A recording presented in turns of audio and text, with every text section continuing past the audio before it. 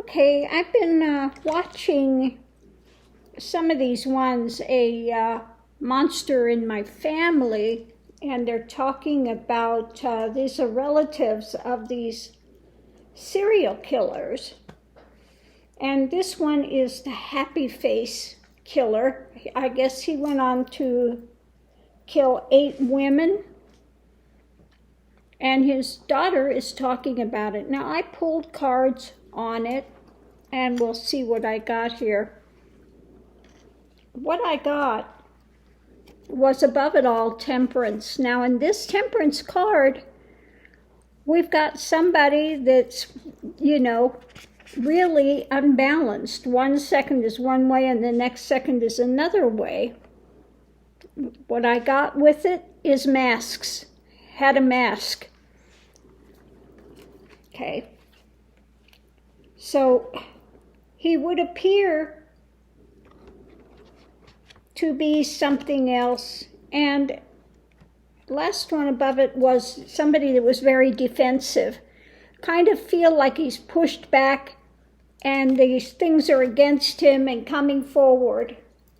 Now, the daughter said, when she was growing up, this was a big guy, 6'6". That's a big guy. But she said the one thing that that he did say was he hated cats, and he would kill cats when he was a kid. He would put them in a bag and throw them in the lake and drown them. And she had these kittens that she found. He killed all of the kittens. So somebody that does this cruelty to animals like this, usually there is something wrong with them if they have that propensity. So underneath of it all, I have, this was his way of wielding power. In the center of it, we had women, and women were fruitful. Women were, maybe he saw them in some sort of a pedestal. Maybe he felt he was not worthy of them. But this is underneath what he struggled with, and above it, death. Okay? His way to solve it was death. So interesting. Big guy. Now, growing up, I guess it said his father was very abusive, and his mother was a real kind of church-going person. So you kind of feel like you had that dichotomy, the good and the bad, sort of split thing in his life. Now, in the past, what we have was a re-evaluation of things. His evaluation, maybe it wasn't so, again, we have the different shoes, one here, different thing, different ways of walking. Something that he struggled with again, felt pushed back by. And underneath of it, foundation is his dark deeds. And his dark deeds led to what? They led to death, struggled. Okay, something he struggled with. Going into it, this was what made him feel powerful. Okay. Above it, this was stuff he was juggling. And below it, this was his way of healing, so-called healing. But it was the poison that he was drinking. And again, the challenge was temperance. What we had fueling the whole of the reading was this imbalance when it came to temperance, okay? And the mask.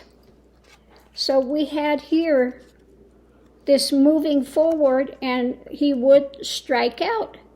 He would get this new urge, and the new urge was to what? Clarification, abuse the power.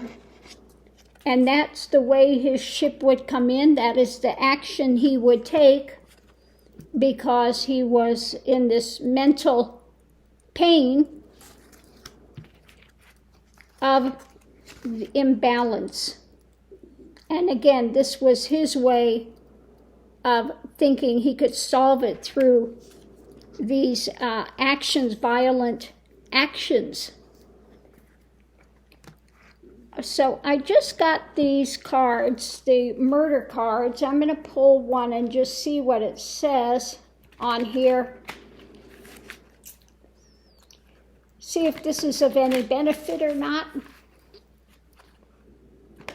Murder Mystery Oracle cards. So let's see what we have, if it's going to be. Additional evidence at the scene may be discovered. Now, I don't know, the daughter said, so, this is already passed quite a long time ago. It's not something now. But the daughter said that she saw blood on the ceiling in his house. And there could be, maybe there was some other things when he dumped these bodies, maybe there could still be something there that could be discovered these many years later. So that's what I get from that. But it's interesting, too, that it says he had a mask. I mean, not a physical mask, but just this difference of really an imbalance in personality. And it looks like it was really something, again, he struggled with. This was something, and the daughter said after his wife and he had gotten divorced, that he was becoming ever more paranoid and that things were changing with him. They had gotten a divorce because he was having affairs, and so I think that this breakup of the relationship with that this kind of went over the edge and started having these murders happening. So let me know what you think of this. If you find these interesting or not, to go into these crimes and do some readings on them. I find it interesting to get out of politics. I'm sorry, I just get so tired of the politics. We've had how many years of this that we keep having this challenge of these uber right, MAGA things, trying to be the evangelical Taliban, Taliban of Christianity, going down that road, and then we have the other one trying to gain more rights and freedoms for people, and they keep trying to restrict it. So,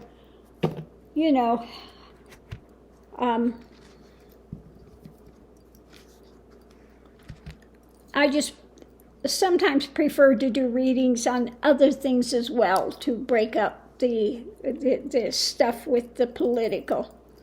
Anyway, as far as the Murder Mystery Oracle cards, it's detective cards with clues and insights. I think that these are mainly for not crimes that have already passed, but things that are in the works now. So it says this is what you get for instructions. It comes in a bag like this. And the cards are pretty large. They're actually pretty large. And it says this oracle system was designed to gain insights, clues from murder mysteries. Use these cards while listening to your favorite true crime podcast, YouTube video, or while you're doing your own research. Shuffle the cards and ask what insights are important to the case. Pull 1, 2, or 3 cards at one time. Pulling more than 3 cards may result in conflicting information, and this is for entertainment purposes only. So, don't bet the whole enchilada on it, okay? Take it with a grain of salt.